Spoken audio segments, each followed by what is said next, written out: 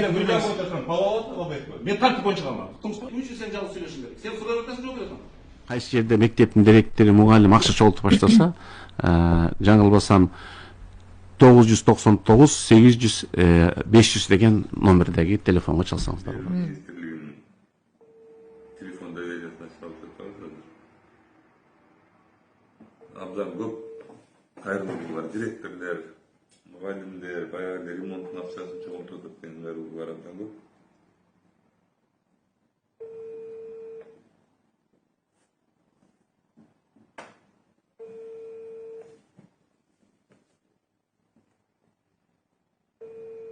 Экинчи жыл чогултабыз, экинчи жыл телефондан боюнча.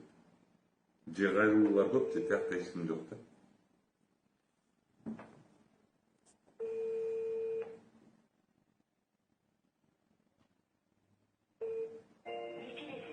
Ал бираздан кайра чалып көрөсүз.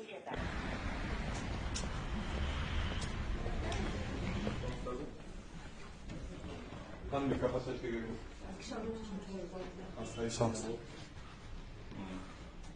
Жаңа эме боюнча кимге обращаться еттик? Телефон доверия боюнча ким курьер өтөдү?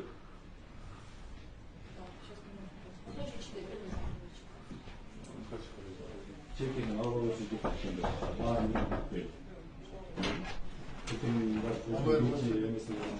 Кандай капаситет жасау керек?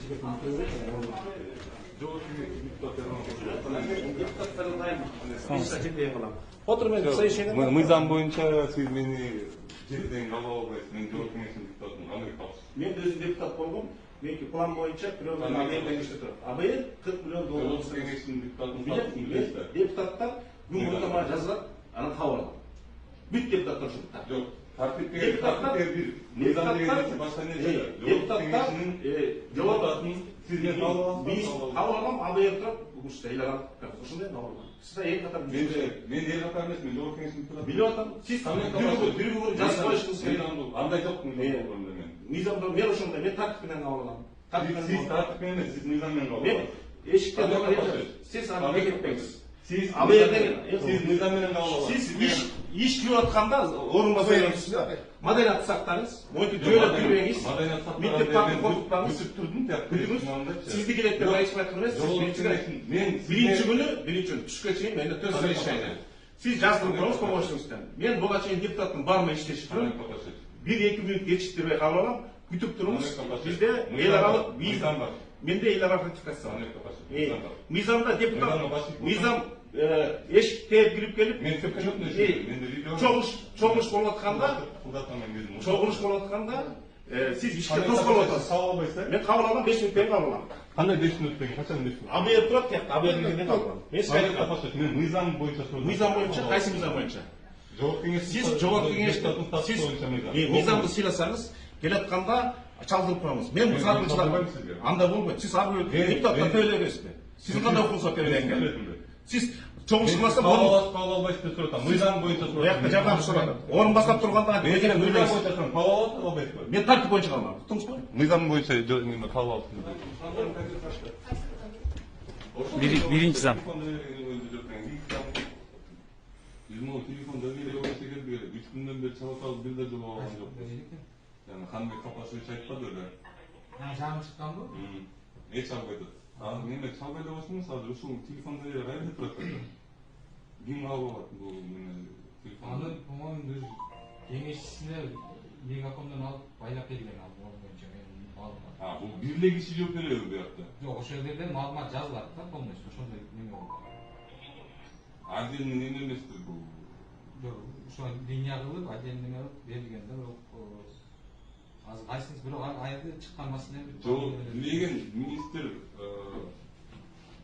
образование büyük Kırgızistan'da şunda telefon doверия var dep айтып атат да. Men geçen burada öyle açıldı. Men 3 gün boldu çalıptanmı. Men je çalıp жооп алган жокмун. WhatsApp'ка жазып чалып жооп алган жокмун. Men жогорку кеңештин депутатымын. Men мага жазгандардан, мага чалгандардан сурасаңыз, кантип жооп берет экенин мен өзүм жооп берем барначы. А силер монтип телефон доверияны киргизип, монтип телефон доверияңар 5 ким албагандан кийин анын смыслын киргизгендерин силердин.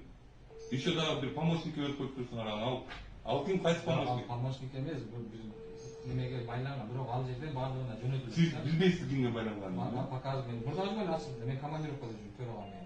Cuma tapırlar kimge baylanganын. Al erkek kimge çalıp atladı.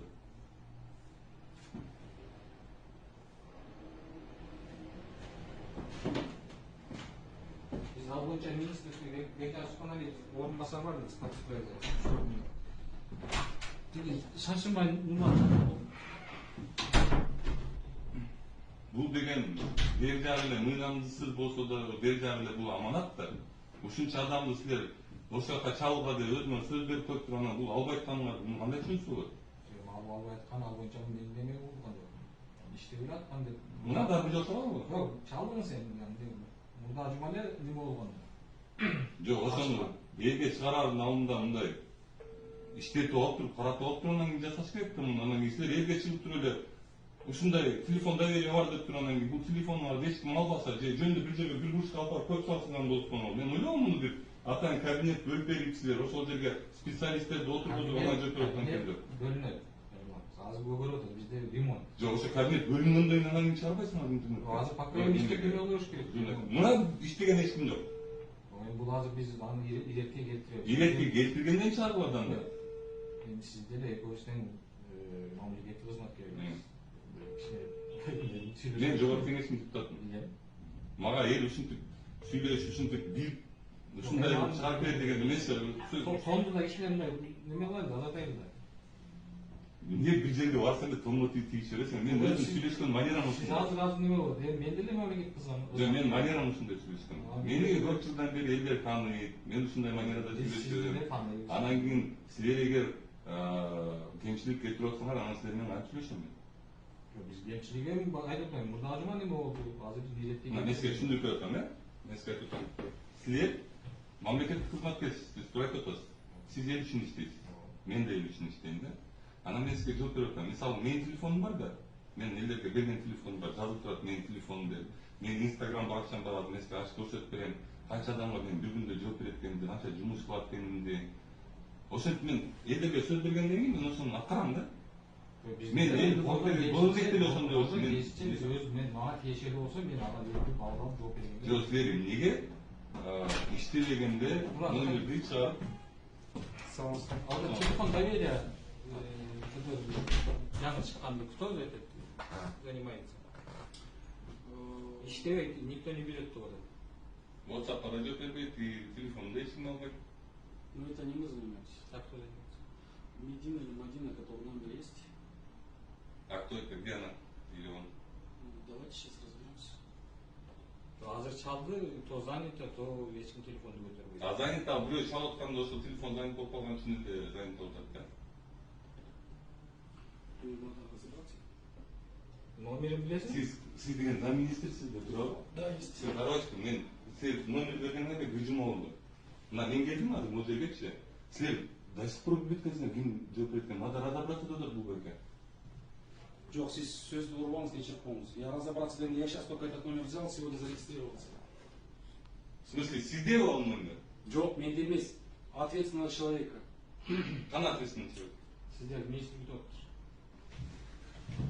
Кимге да сол эле министрге келди? Саламатсызбы? Саламатсыздар.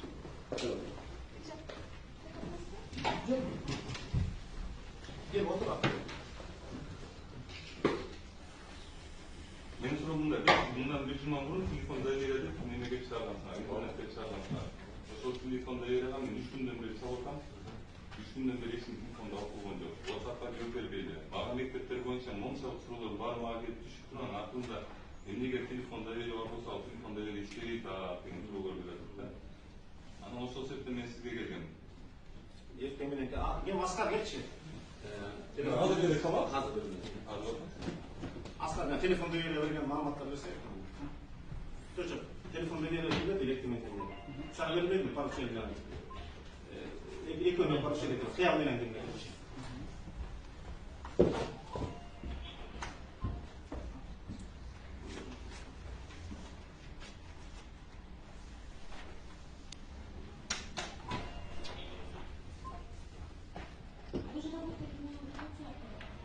Мен силер WhatsApp'ка мен силер телефон доверия бар деп туруп телефон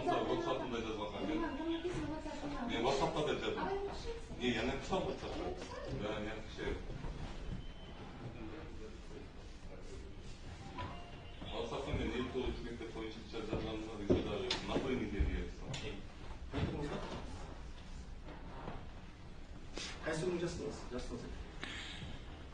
Мен де жазғаным бар. Nerede kalktınız adına? Telefonda. Жоқ, аяққа жазыш керек. Жазыш керек.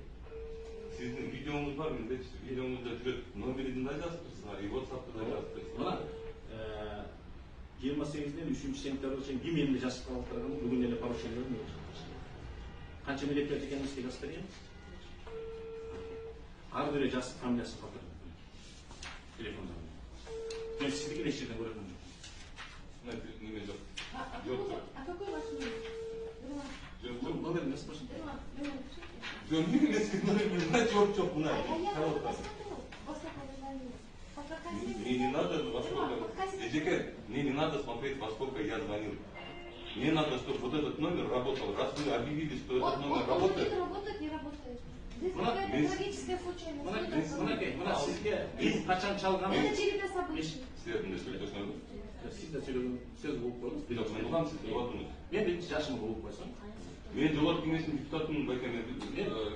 Канча жыл болду депутат болгонуңуз? Хамик Апарович, биякта менде неме жок, биякта мен улуум ана үчүмүн деген 19 миң адамсың, ушул нерселерди проблемалар чечесинде туруп добуш берип Сиз жок, мен 20 жыл депутат болгом. Бирок ал сиз болдуңуз. бир министрликти могу так бузуп берген эмесмин. Мен так буйган жокмун. Сиз жогорку сиздин улуу адамдар кабылдамадыңдар. График боюнча кабыласыз. Биринчи унутпаңыз. Мен деген экинчи, мен сизге ошол депутаттык статус жөнүндө законду угуп коюн, ошол законду сиз бузуп атасыз. Депутаттын этикасы жөнүндө мыйзам 18-жылы 11-жылы кабылган. Депутатская этика, 8 статья. Сиз да жазалыңыз. В своей деятельности депутат должен придерживаться общепризнанным нормам морали. Кабылдамай келиңиз, жазып коюңуз. Сохранить собственное достоинство. Кийипкерден кийимиңизди караңыз, мен фотоңдө кийимдим, көчөдө жүргөндө кийип алыпсыз. Уважать честь и достоинство других депутатов. Иных должностей приз, иных это мы. Мен орынбасарым менен кеңешип өтө алсам, сиз эшикти таш жаап кетесиз. Төртүнчүдөн, воздействовать действия, заявления поступков, которые компрометируют жогорку кеңеш. Сиздин азыркы иш аракетиңиз, сиз блогер катары кирип келдиңиз. Сиз депутат катары мурун айтып койсоңуз, мен балдарым тозолуп кирсин. Избирателей и государства в целом. Сиздин азыркы аракетиңиз ошол депутат деген жогорку статусту өтө кесепетин тийгизип жатат. А сиздин маселе боюнча мына жооп бердим. Мынакей 28-ден 3-үнө чейин ким эмне деп жазган, ким эмне деп жооп берет. Бүгүн эртең совещание тапшырдым. Ишемби жекшемби күндөрү мен орунбасарым иштеген. Бирок биринчи. Сизден улуу адам турса, аны жөйлөп кетиңиз. Аякта Азиатский банктын өкүлү турат. Алар биздин донор. Алар Кыргызстан депутат жөнүндө эмне ойлоп калды. Үчүнчү күн ар бир депутатты кечки саат 7-ден алган. Себеби күндүз эртең мененки 7-ден кечки саат 7-ге чейин бизде 3,5 миллион адам бар. 2359 мектеп бар. 100ден ашык окуу жайы бар. 2013 балабакча ар биринин бөлүгү бар. 100 лицей бар. 130 суз бар. Ошон үчүн эгерде келем десеңиз, албетте кабыл алыңыз.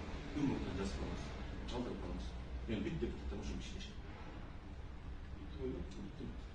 Мен жогорку кеңештин депутатымын. 19 миң адам нерсени билесизби? Анткени мен ушинтип элдер менен сүйлөшүп ушинтип жолугуп Сөйлөшкөн жоқсың, сөйлөп кирдиң. Сен эшикти тарс ачып, мен кеңешиме отурсам, үстүнөн кирдиң. Менде неме бар? Менде видео бар. Видео бар жазылды. Видео бар.